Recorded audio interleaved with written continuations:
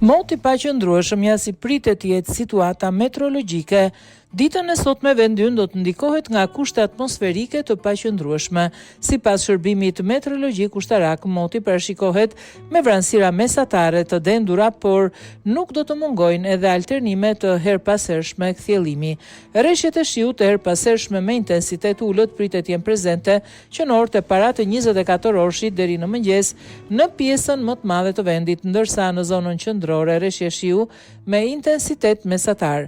Gjatë ditës rreshjet do të mbeten prezente të herpasershme me intensitet ulët, ndërsa në veri perëndim dhe qendër rreshje shiu me intensitet lokalisht deri mesatar në formën e shtrëngatave afat shkurtra.